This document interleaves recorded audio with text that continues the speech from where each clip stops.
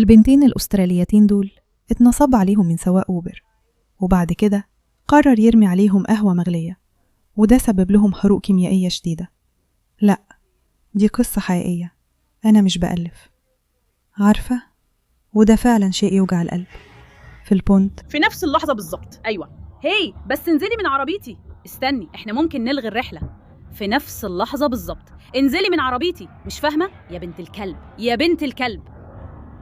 ممكن أنا بقولك مرة كمان. وإلا هرمي عليكي القهوة. إيه؟ هترمي القهوة عليا؟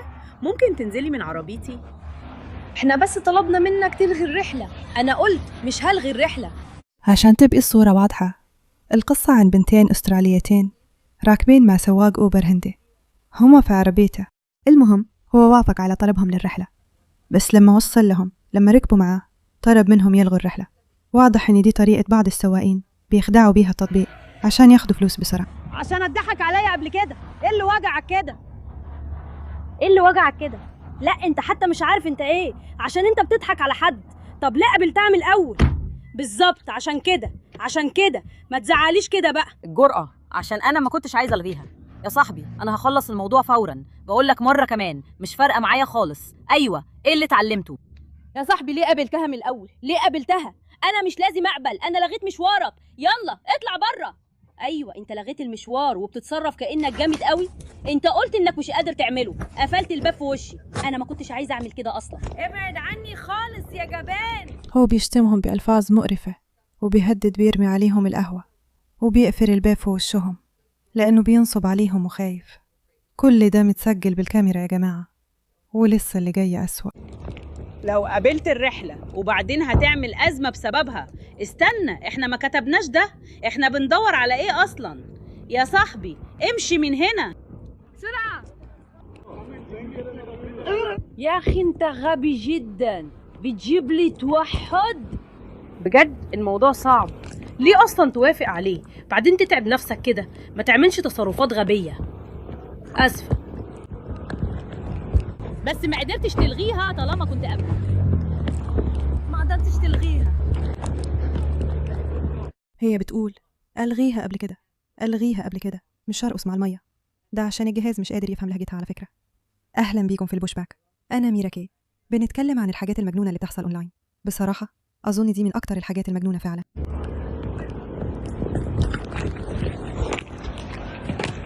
تمام، ما تعملش كده. ظبط امورك، انت بتتكلم عن ايه؟ حاضر حاضر حاضر. ليه بتاخد قهوتي منها؟ حاضر، انا اسفه. انت تتصرفي في كل حاجه. اسكتي، امشي. احنا لسه رامين عليها قهوه، احنا كبينا عليها قهوه مغليه. لا ما تقوليش حاجه، انت اللي باباكي، ما تضربيش عليا. هو لسه رمى علينا قهوه مغليه. لا انت حتى ما تضربيش الناس. انزل من العربيه، انا هنزل. امشي بعيد يا بابا.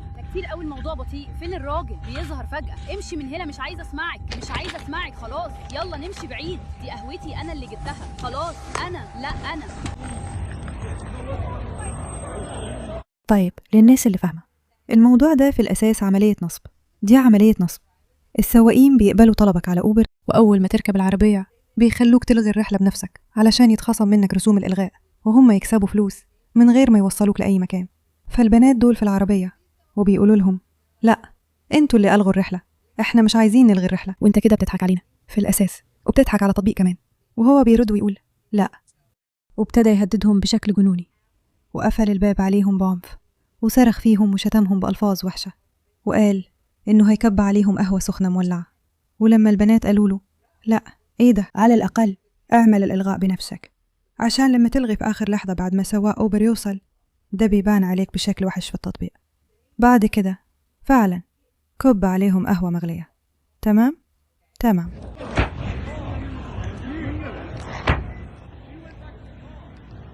انا ما عملتش حاجة، هو اللي عايز يكمل ويتصرف زي المجنون. طيب العربية بتاعتنا بقت لعبة.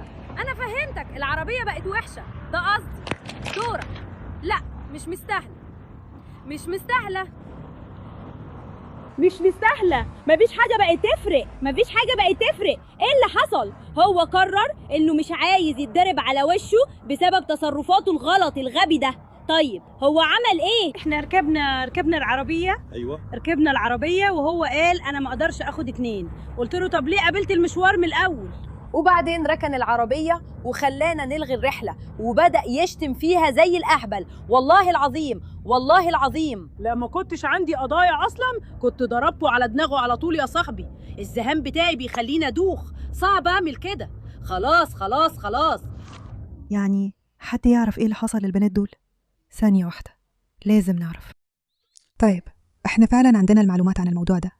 في حادثة انتشرت مؤخرا لبنتين أستراليتين، سكاي مور وريبيكا رينولدز، وكانوا في خناقة جامدة مع سواق أوبر في منطقة فورت ستريت فالي في بريسبان. الخناقة بدأت بسبب مشوار اتلغى وطورت لمشادة كلامية لحد ما السواق رمى قهوة على الركاب.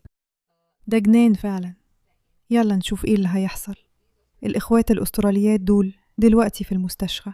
ماشي، يعني إيه اللي بيحصل فعلا؟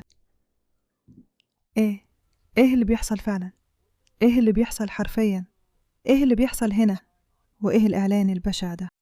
طيب، لحد دلوقتي أنا دورت في مليون حاجة على جوجل، بس مفيش أي تحديث عن اللي حصل للبنات دول فعلا، أو إذا كانوا إصابتهم دائمة. مش عارفة إذا كان الراجل بتاع أوبر اتقبض عليه ولا لأ، بس القصة دي فعلا فعلا فعلا مجنونة بشكل مش طبيعي.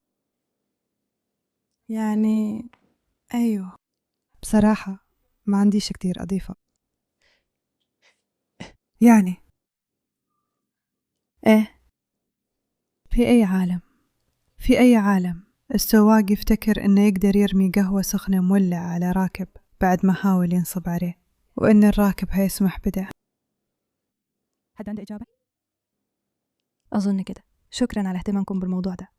أهلا يا جماعة، أنا ميرا كاي، مقدمة برنامج ذا بوشباك، وممتنة جدا إنكم هنا. زي ما كلكم عارفين، إحنا في مهمة نعمل حركة مقاومة، حركة أونلاين تغير نبرة الإعلام اللي بنشوفه دلوقتي، وبتدافع عن الغرب من الحاجات اللي محتاجة تفاعل، وإحنا بنحاول نعمل ده بشكل مستقل. لو حابين تعلنوا معانا ابعتولنا على الإيميل info@mirakay.com.